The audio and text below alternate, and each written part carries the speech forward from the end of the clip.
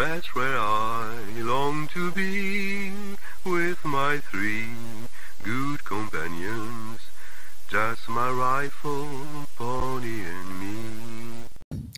Microciné, bonjour ou bonsoir, ça va dépendre de l'heure à laquelle vous allez découvrir cette nouvelle émission. Alors, deux choses. On renoue le dialogue avec un auteur, Sébastien Jiménez. Est-ce que je l'ai bien prononcé, Jiménez? C'est bon. Bon, très bien, super.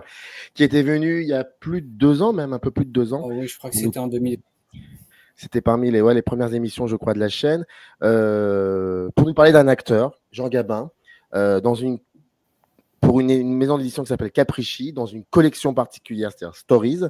Et il s'avère qu'il revient aujourd'hui, toujours chez Capricci, toujours dans la collection Stories, mais pour nous parler d'un autre comédien qui peut-être, je dis bien peut-être, il y a des corrélations. Gabin, on va tout en parler après. C'est Patrick Devers. Patrick Devers. Et le sous-titre, c'est Un bébé dans la foule, très important, on va en parler. Alors, j'avais déjà fait une émission sur Patrick Devers sur la chaîne, c'était par le biais d'une bande dessinée, donc c'était autre chose. Mais si je pouvais faire 10 émissions sur Patrick Devers, je ferais 10 émissions, vu que c'est un acteur qui est très important me concernant dans ma propre histoire du cinéma. Donc, je suis très content de renouer le dialogue avec toi et en quelque sorte avec Patrick Devers. Les éléments pour pouvoir vous procurer ce livre dans le descriptif de la vidéo, comme d'habitude. Première question, comment vas-tu? Ça va très bien, et toi? Oui, bah oui, en forme. Très en forme. Je disais peut-être une relation, avec Gabin et Devers sur cette espèce de virilité un peu fragile, blessée. Est-ce qu'on pourrait, ou alors aussi le réalisme noir, parce que c'est un genre que Gabin dans lequel il a beaucoup joué, et Devers aussi. Est-ce qu'on pourrait peut-être? Alors, de prime abord, c'est vraiment des acteurs différents. Déjà par la longévité qu'ils ont eue, au moins pour la partie carrière au cinéma. Devers, c'est quoi? C'est même pas une dizaine d'années. Gabin, ça s'étend des années 30 jusqu'à 77, il me semble. Donc là, ça n'a rien à voir. Par contre, ce qui a tout à voir, c'est dans le professionnalisme. Tous les deux étaient vraiment des professionnels accomplis, parce que ce qu'on ne sait pas de Devers, c'est qu'il a commencé sa carrière à 3 ans. Donc il a eu le temps de faire du théâtre, de faire de la radio, des dramatiques à la radio et à la télévision, du café-théâtre. En gros, il y a que le musical qui n'est pas fait, à la différence de Gabin, mais c'était tous les deux des professionnels accomplis et qui aimaient beaucoup avoir un cadre très professionnel pour pouvoir travailler, pour pouvoir s'épanouir en tant qu'acteur sur un plateau. Il y a effectivement de ça. Alors, directement, parlons du livre, voire même de la manière que tu as de construire ce récit, parce que si on connaît un peu la collection Stories de chez Capricci, c'est une espèce de... Les auteurs et les autrices qui s'y confrontent, en tout cas, il y a plusieurs casquettes, biographe, scénariste, critique de cinéma, voilà, il y a raconter une histoire, Stories, mais peut-être différemment. Et pourquoi, donc, toi, quand on parcourt ton livre, pourquoi toi tu choisis plutôt de construire le récit en utilisant une forme de narration un peu romancée? Il y a de cela. J'ai vu en tout cas une espèce de narration romancée. Oui, c'est ça. J'avais déjà un peu fait ça pour le Gabin, mais ce qui m'apparaissait important, et c'est un peu le principe aussi de la collection, c'est pas vraiment d'aborder de manière vraiment biographique, même si on s'appuie beaucoup sur les faits là pour raconter chacun notre ouvrage, mais c'était vraiment de sélectionner 15 étapes clés de la carrière de Devers pour montrer, parce qu'il a eu vraiment des passages assez différents dans sa vie avant même qu'on le connaisse sur grand écran. Il y a une bonne vingtaine d'années qui sont assez peu connues du public. Il était important de raconter pour pouvoir comprendre l'acteur et pour pouvoir comprendre son parcours au cinéma. Et puis la particularité de Devers, c'est que il joue beaucoup avec ce qu'il a vécu et ce qu'il a blessé plus jeune. Et c'était important de raconter ça. Et moi, ce qui m'apparaissait important aussi, c'est il s'est écrit beaucoup de choses sur Devers dans différents bouquins, dont la BD que tu as eu l'occasion d'évoquer un peu plus tôt. Mais il y a des zones d'ombre qui sont pas encore, je pense par exemple, pourquoi alors qu'il avait été refusé à l'audition pour les valseuses, pourquoi il est retourné aller voir Blier pour avoir le rôle du faire-valoir de Depardieu.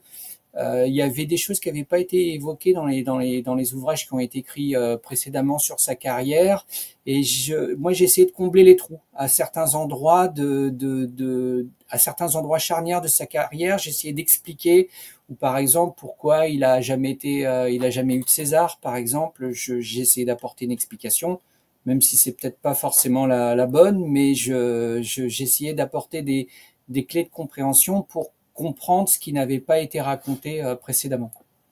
Bah, écoute, on va commencer, on va peut-être là pour le coup faire une superbe digression. Enfin, moi j'avais prévu qu'on en parle plus tard, mais là oui, ça serait plutôt intéressant parce qu'on a souvent parlé de ça. On associe souvent, très souvent, Devers et Depardieu, Devers et Depardieu, Devers et Depardieu. Bah là pour le coup, oui, on a souvent dit ils sont représentatifs d'une époque, d'un certain jeu d'acteurs, mais est-ce que finalement c'est beaucoup plus complexe que ça? Est-ce qu'il y a une différence totale sur plein de choses? Et certains disent aussi, comme toi d'ailleurs, plus ou moins, que Devers venait de commencer quelque chose. Hein. Il n'avait pas tout montré encore.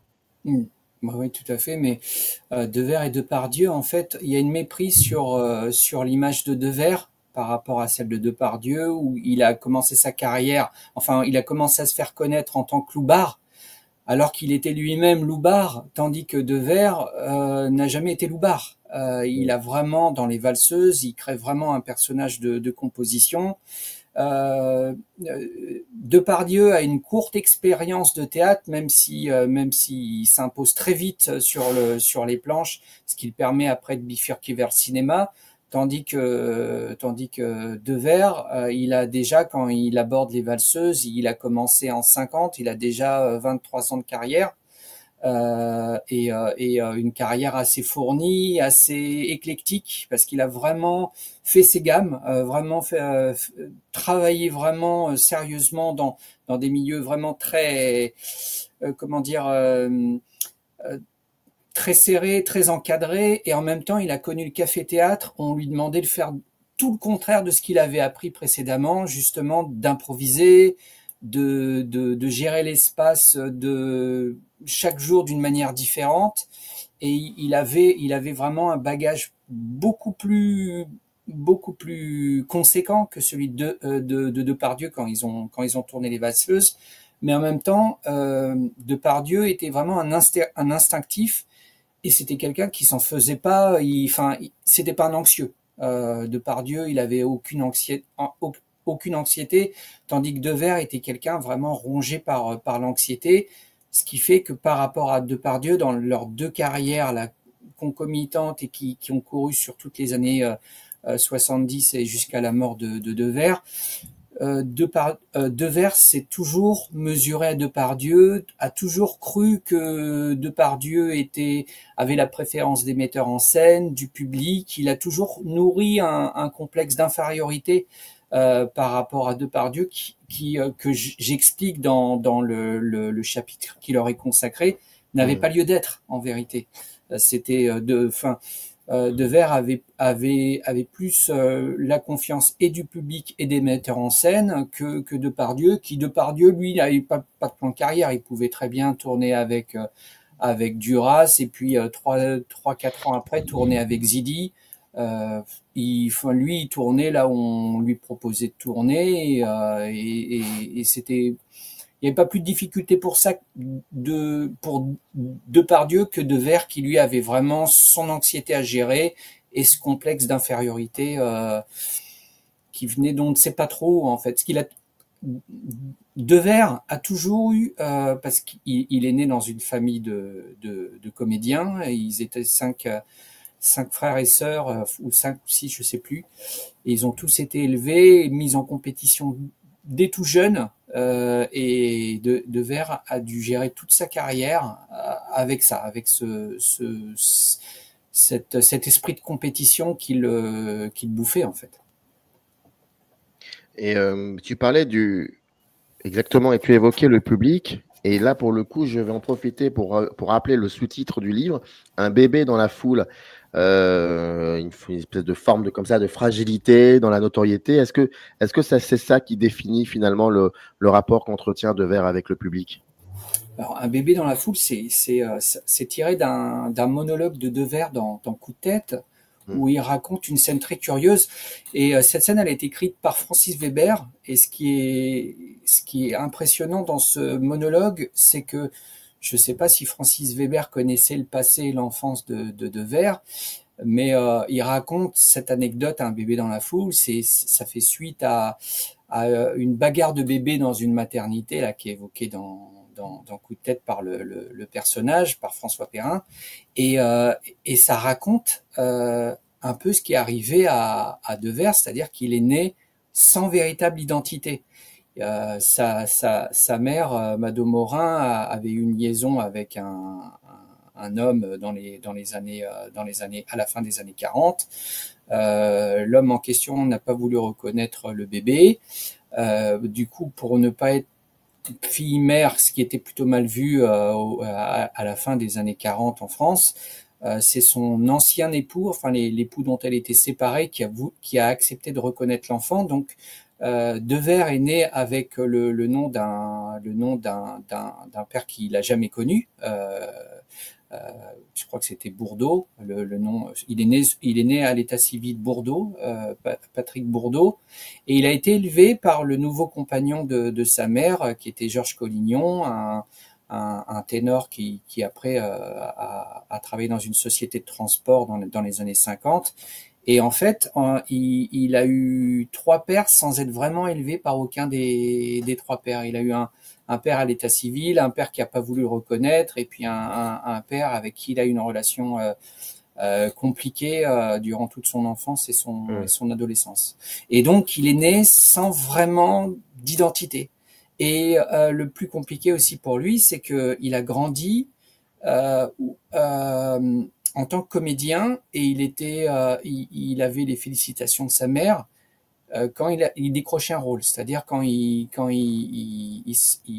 était accepté pour jouer dans la peau d'un autre, pas en tant que lui. Il était félicité par sa mère, non pas lui en tant qu'enfant, mais en tant que comédien dans la peau d'un personnage. Donc, ce qui a encore moins aidé pour se construire lui sa propre identité. Mais ouais, enfin, il y avait deux choses que j'allais dire, dont une qui est, on a l'impression que c'est plutôt un système hollywoodien, ce qu'il a vécu et ce que tu racontes, mais aussi le fait qu'il y ait une espèce de reconnaissance affective, enfin un manque de reconnaissance affective comme tu l'évoques. Est-ce que ça a participé à la formation de l'acteur qui est devenu Patrick Devers pour le coup? À la formation de l'acteur, je sais pas. Ce qui est sûr, c'est que il se sentait moins bon que ses frères. Déjà plus jeune, il en a souvent parlé, il en a beaucoup souffert. Alors que là, encore une fois, comme avec Depardieu, de ses frères, c'est lui qui a travaillé le plus. Il a travaillé au théâtre, il a travaillé dans des pièces radiophoniques, dans des dramatiques télévisées. C'était un genre qui était particulièrement difficile à jouer dans les années 50 à la télé. Il a joué au café-théâtre, et il avait une carrière prolifique, et il jouait plus que ses frères avant même d'être découvert au cinéma. Et pour ce qui est de comment dire, de son apport dans sa carrière d'acteur, ça l'a beaucoup desservi plutôt qu'autre chose, parce qu'il a toujours eu un sentiment d'insécurité. Toujours, et ce sentiment d'insécurité vient de l'enfance. Il n'a pas pu vraiment avoir une enfance. C'est un comédien c'était un enfant sur les planches, quoi, qui devait jongler avec son parcours d'écolier, en même temps déjà ce que lui demandait sa mère de d'aider la famille, à faire bouillir la marmite, quoi. Mais il choisit le nom Devers, hein. Il choisit le nom de Devers en réaction à Morin, parce que au nom de sa mère, Mado Morin, parce Ouais. que alors que les enfants, je crois qu'il y a 3 enfants qui sont nés Collignon, que Mado a eu avec Georges Collignon, et pourtant pour la scène, tous les enfants s'appelaient Morin. c'était la famille Morin. Et si bien que les directeurs de théâtre, les directeurs de casting s'y perdaient et attribuaient aux enfants des numéros. Morin numéro 1, Morin numéro 2. Et à un moment, Devers, dans son parcours d'adolescent, a commencé à être en révolte avec sa mère, au point d'en venir aux mains de choses comme ça. À ses 21 ans, il a décidé de prendre le patronyme de sa grand-mère.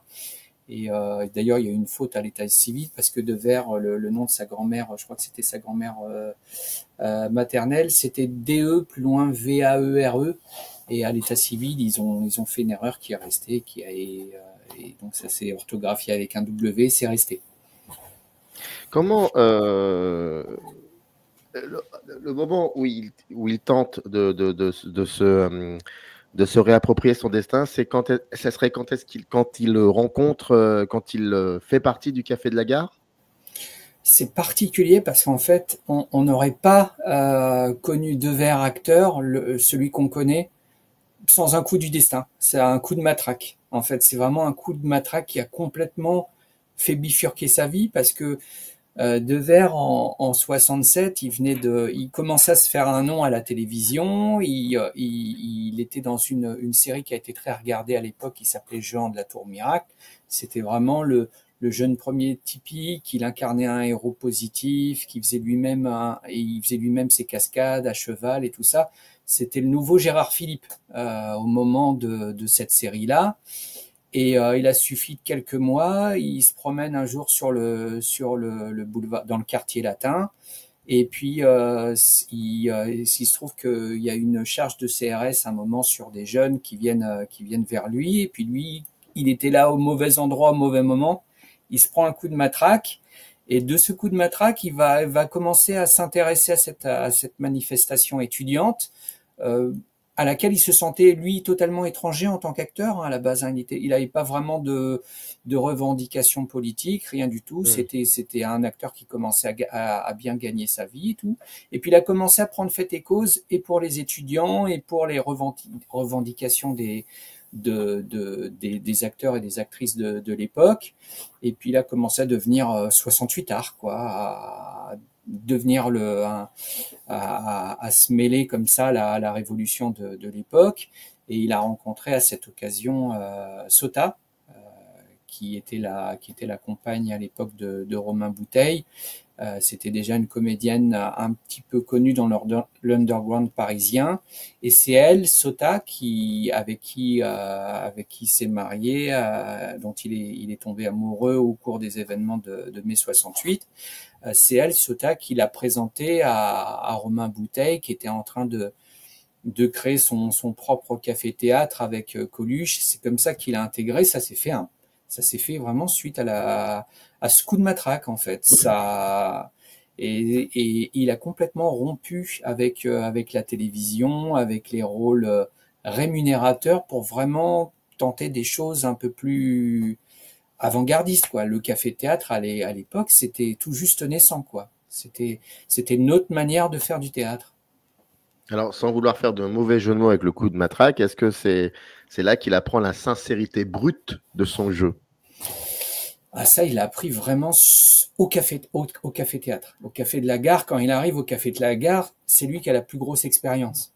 Et au lieu de le servir, cette expérience, au contraire, il va être vu par les autres comme le jeune premier, comme le résume Sota à l'époque, c'était un jeune premier trouduc, quoi. Il comprend que son bagage à lui va plus être un fardeau qu'autre chose, et c'est au contact de cette bande du Café de la Gare, parmi lesquels il y en a beaucoup qui n'ont jamais joué, hein. Miu Miu n'avait jamais joué devant un public avant d'intégrer la troupe. Ils apprennent le jeu au fur et à mesure, et un jeu sans vraiment de contraintes. Ils écrivent leur texte, ils l'improvisent, les sketchs se rallongent de jour en jour au fur et à mesure des trouvailles et de l'accueil du public. Et il va déconstruire Devers, là, au contact du public et au contact de cette troupe qui n'a pas vraiment joué avant. Romain Bouteille, avant le Café de la Gare, il faisait des spectacles, des one-man shows. Coluche jouait des chansons de corps de garde dans les cabarets.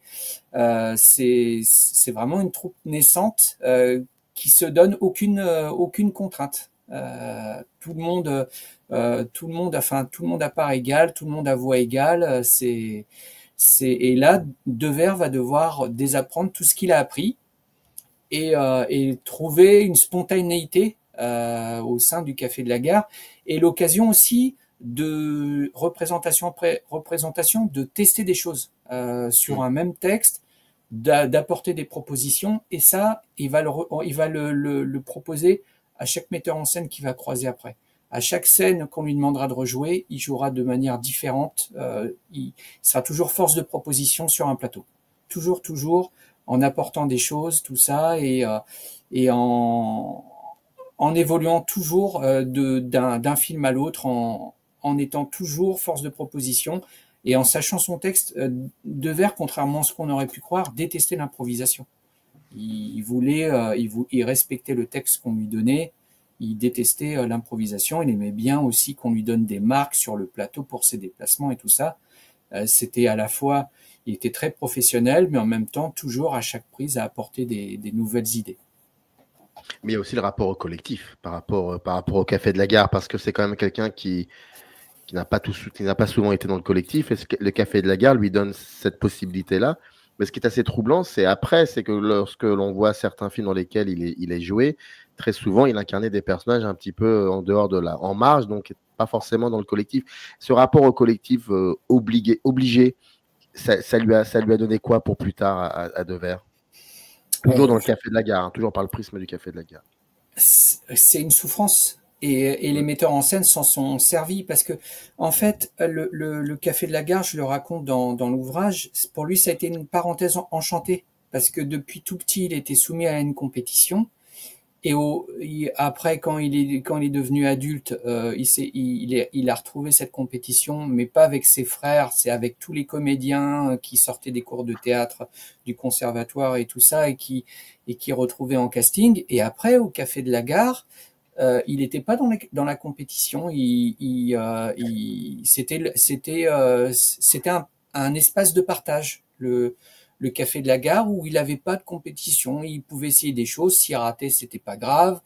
Il y en a un qui faisait un jour plus rire la salle que les autres. C'était pas grave. C'était un moment où justement cette aventure collective, pour lui a permis de respirer, lui a permis de s'épanouir, lui a permis de sortir de cet esprit de compétition. Et puis après, au fur et à mesure, à partir de après les valseuses, il a commencé, c'était Adieu Poulet, des films un peu où il a eu des rôles un peu plus importants. Et là, il s'est retrouvé en compétition. Après, c'est une compétition qui a été un peu fabriquée aussi par la presse. C'est avec Depardieu. C'était les deux acteurs qui apportaient une nouvelle manière de jouer au cinéma, qui acceptaient aussi de jouer tous les deux avec des metteurs en scène débutants ou très peu confirmés. Et ils ont été locomotives tous les deux du cinéma d'auteur des années 70, et pour Depardieu aussi du cinéma populaire.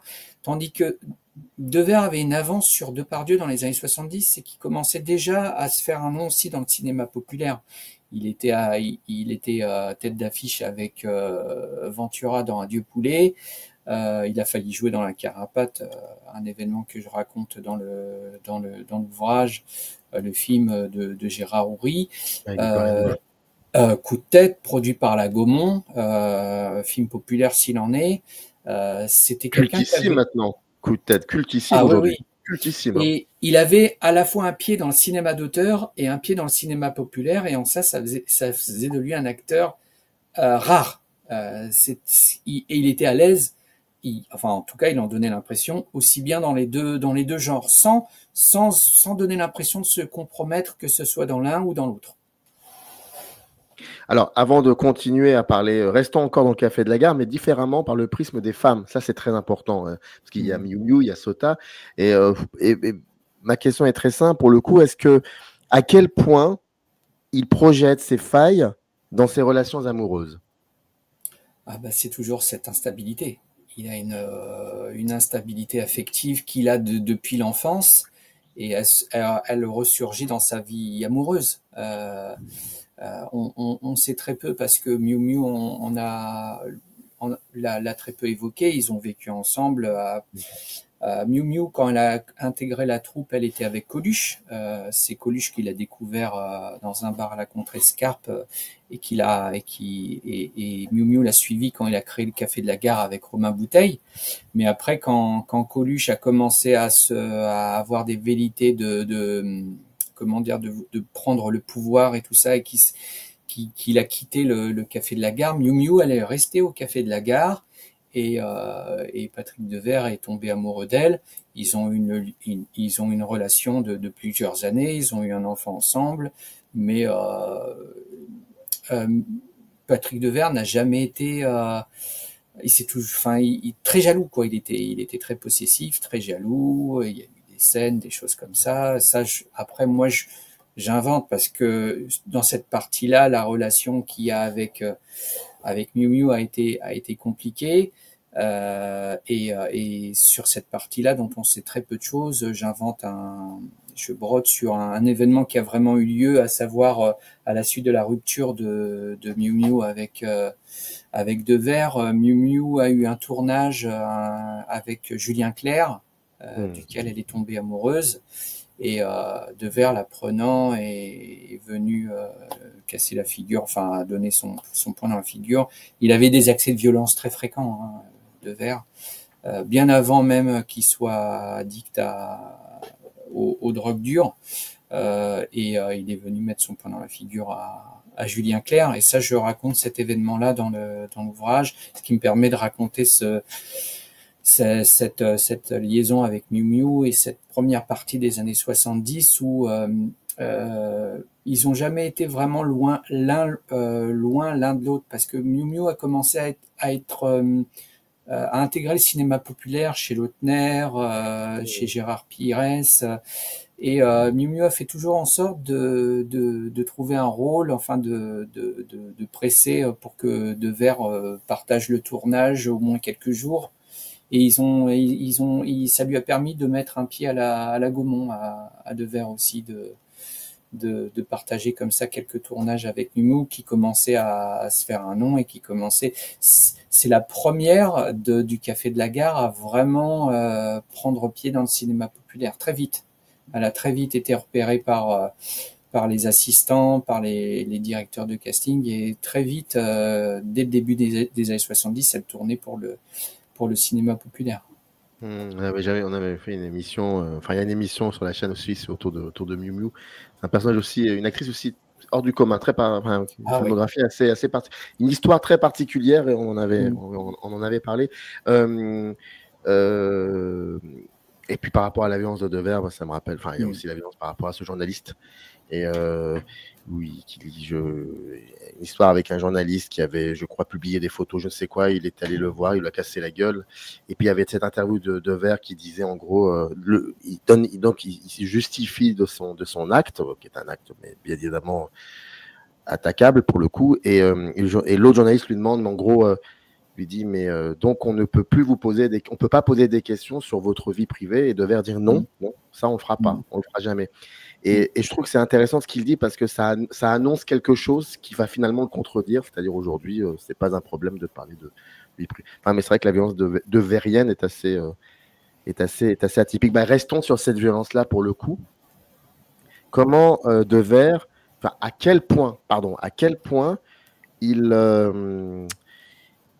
habite ses personnages jusqu'à en souffrir lui-même. Et puis surtout, pourquoi constamment il revient à des personnages blessés, marginaux, borderline pour le coup. Ce qui est très étrange, quand j'ai relu les ouvrages et puis revu les films de Devers, ce qui est très étrange, c'est qu'il y a un film qui est pour moi ce que j'appelle la matrice, et qui est pourtant assez méconnu, et pour moi c'est peut-être son meilleur film, c'est F comme Fairbanks, où c'est le premier film où il a la tête d'affiche. où il a tourné avec Maurice Dugosson qu'il avait pris dans un second rôle sans avoir vu les valseuses dans Lily aime-moi. Et là, Devers incarne un personnage positif qui sombre dans la folie. En fait, et en même temps, c'est un personnage représentatif des années 70. C'est le jeune qui a été plus ou moins 68 arts et qui se retrouve mis au banc de la société, au chômage, parce qu'il correspond pas au code de ceux qui ont le pouvoir. En l'occurrence, Devers, là, c'est un jeune chimiste qui était promis à un brillant avenir, qui avait un mentor qui est Michel Piccoli dans le film. Et il fait son service militaire, et au service militaire, il est considéré comme une forte tête, c'est marqué dans son dossier. Et quand il revient à la vie civile, les portes qu'il croyait grandes ouvertes se referment brutalement sur lui. Ça le met dans une situation compliquée parce que il a plus d'avenir professionnel, il se renferme sur lui-même, alors qu'en même temps, il a une femme qui vient de séduire, qu'il aime, et au fur et à mesure du film, il se renferme complètement sur lui-même au point de devenir fou, quoi. Et ce film-là, qui est son tout premier rôle, personne ne le connaissait dans cet emploi, ça va être le marqueur pour tous les films à venir. C'est-à-dire que tous les personnages sombres, les anti-héros qu'il va jouer après, découlent tous de ce personnage de chômeur. Ce film-là, il date je crois qu'il est sorti en 75, et tous les films qu'il va faire après, il y a toujours un aspect du caractère de ce personnage-là qui va se retrouver dans les films. Le personnage obsessionnel, le personnage malheureux en amour, le personnage qui se sent rejeté. Dans Coup de tête, c'est un personnage qui est mis au banc de la ville, qui est même accusé d'un crime qu'il a pas commis. Dans l'Hôtel des Amériques, c'est un amoureux qui pourrait être heureux et qui, pour une raison qu'on ignore, pareil, n'arrive pas à être heureux. Pardonnez-moi, avec une scène finale dans la gare qui est le juste... monologue, il est... Ouais. Extraordinaire. Ah ouais, le monologue, il est terrible.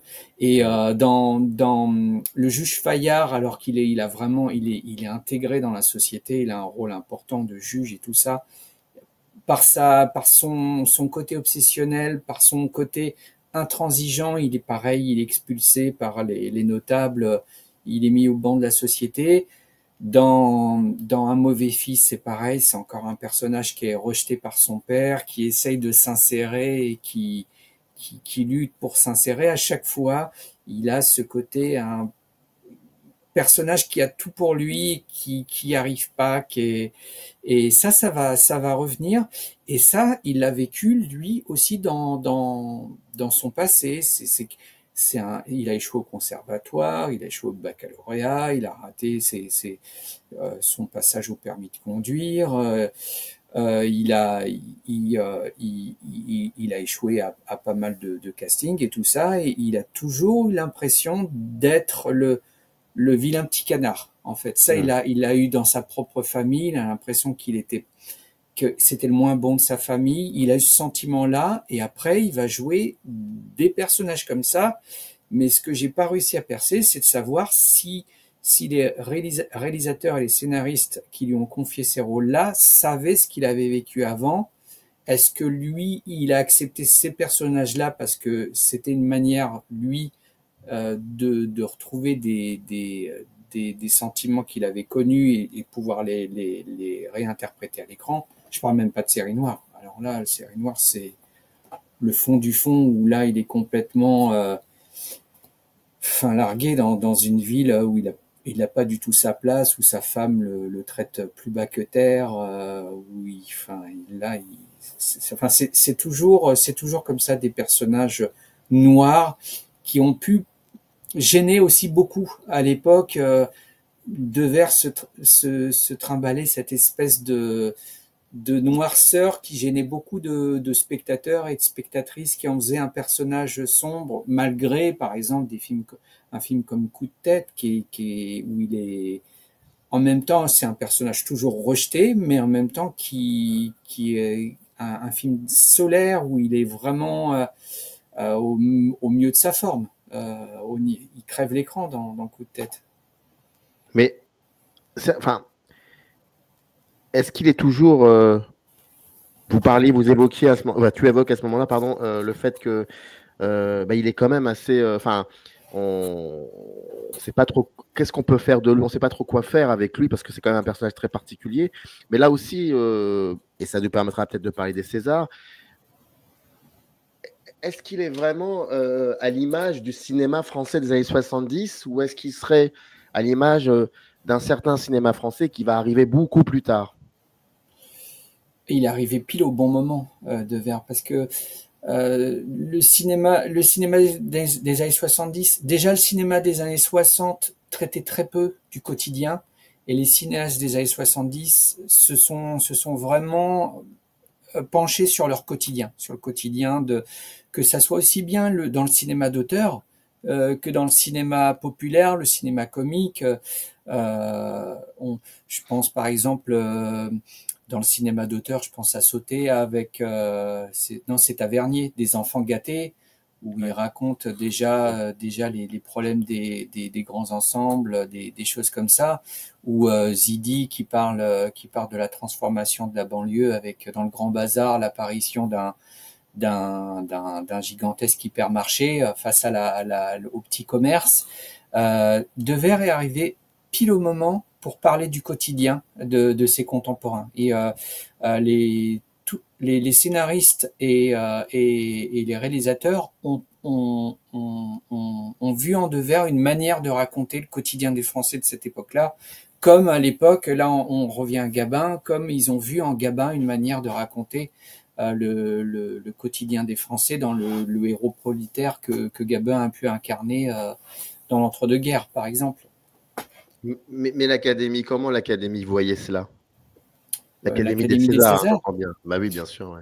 Alors, pour moi, il y a un gros Parce que, malentendu. parce qu'avec le recul, quand on regarde, je suis désolé, mais quand on regarde un peu les acteurs qui étaient nommés à chaque fois et qu'on voit un peu, enfin maintenant avec le recul, on peut se gratter la tête en se disant mais qu'est-ce qui. Alors que ce sont des acteurs très bons, c'est pas le problème, mais comment ils jouent dans ces films-là qui ont été récompensés et qu'on voit Devers, c'est vrai qu'on se gratte un peu la tête pour le coup. Par rapport au fait qu'il ait jamais été récompensé? Jamais. Ouais. Ben, en fait, ça part d'un malentendu parce que déjà la première chose, c'est que les Césars, ça commence. Je crois que la première cérémonie a lieu en 75.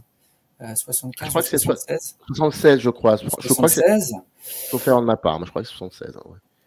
Et donc, la première préoccupation pour moi, je pense, la logique, c'est que la première préoccupation des votants des Césars, c'est de récompenser d'abord des acteurs qui, vu que les Césars n'existaient pas, qui ont une carrière déjà bien entamée, qui sont déjà dans la place, mais qui, pour l'instant, n'ont pas encore été salués. Et ce qu'il faut savoir, c'est que dès le début, dès la première cérémonie, Devers et Depardieu sont nominés, soit en premier rôle, soit en second rôle, mais ils sont nominés. Et tous les deux, on dit Devers a eu 5 ou 6 nominations, il n'a rien eu, mais Depardieu, c'était pareil pour lui. Ils étaient là, tous les deux nominés chaque année, mais on préférait saluer un acteur avec une carrière un peu plus entamée en se disant peut-être ceux-là, de toute façon, ils resteront bons. On a le temps pour les saluer un peu plus tard. Il n'y a rien qui presse. D'ailleurs, au final, je crois que c'est en 80, Depardieu remporte le César du meilleur acteur pour le dernier Métro, au bout de 5 nominations desquelles il est reparti bredouille. Et ça aurait dû être pareil pour Devers. Sauf que Devers a fait quelque chose qui ne devait pas se faire. Tu en parlais un peu plus tôt. Il a mis son poing dans la figure à un journaliste. Ça fait suite il avait eu une conversation à bâton rompu avec un journaliste, et puis au détour de la conversation, il avait parlé de son mariage avec sa compagne du moment, Elsa, Et quand il retrouve, je crois que c'est le journal du dimanche, quand il retrouve l'article de Patrice Denussac dans le journal du dimanche, il voit qu'en fait, il titre sur son mariage à venir. Alors que lui, enfin, pour lui, c'était du off. Il n'y avait pas de lieu. Après, on ne sait pas trop comment ça s'est passé vraiment. Est-ce que c'était prémédité? Est-ce que sa compagne du moment lui a dit, en gros, lui a dit, va le voir, va lui casser la figure. On ne sait pas trop. Ça, on ne sait pas. Le fait est qu'il a mis son poing dans la figure à un journaliste, que le journaliste s'en est ouvert à la presse, et qu'il y a eu une levée de bouclier, il y a eu une réaction corporatiste de toute la presse de l'époque, qui a pris fait et cause pour le journaliste. Et le malheur, tu l'as évoqué, c'est que Devers, dans une interview qu'il a accordé je crois que c'est le lendemain même ou le surlendemain, n'a rien regretté de son geste. Et du coup, toute la sortie c'était un mauvais fils à l'époque, à l'automne 80, a été compromise, et toutes les interviews de Devers ont sauté. Grâce à Laura de Sauté, on a quand même pu parler du film. On a quand même parlé du film dans la presse, mais en mettant le travail de Devers l'interprétation de Devers sous couvert. Et à partir de là, c'était cuit pour les Césars, parce que le milieu du cinéma a besoin de la presse pour faire parler de ses films. Et même si il aurait pu être le plus doué des plus doués, tu peux pas récompenser un acteur qui vient de mettre son poing dans la figure à un journaliste, le journaliste dont on a besoin pour faire parler des films qui sortent. C'est de la diplomatie. Tu peux pas d'un côté le récompenser alors qu'il vient et ça, c'était quoi? C'était le coup de poing. C'était quoi? C'était un an et demi, 2 ans avant son décès. Donc, si Devers s'était pas suicidé, s'il avait continué de faire des films, il aurait été récompensé. Et à un moment, les rancœurs se seraient éteintes. Et puis il aurait fini par être récompensé. Moi, j'en doute pas un seul instant. On peut pas passer sous silence un tel talent. C'est le fait qu'il soit suicidé qui n'a pas laissé le temps aux votants des Césars de le récompenser. Je rappelle Patrick Devers, un bébé dans la foule.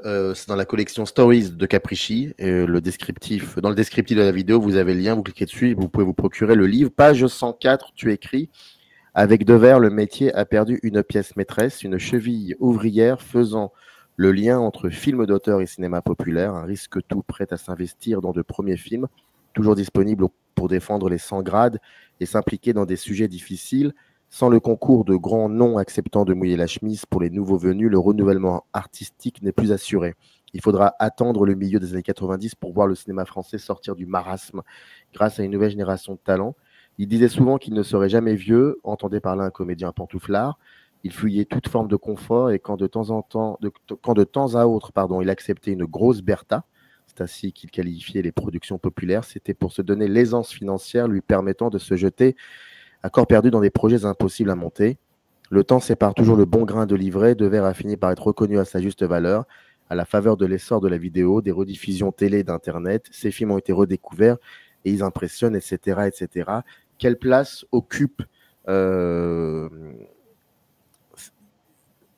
fin est assez, il y a une espèce de belle tension dramatique et présage funeste, mais en même temps, quelle place finalement, aujourd'hui, il occupe dans la mémoire collective du cinéma. Je sais par exemple qu'un Guillaume Canet, quand il parle souvent de Devers en disant que c'est un acteur qu'il aurait bien voulu. Il parle pas de Depardieu, il parle de Devers.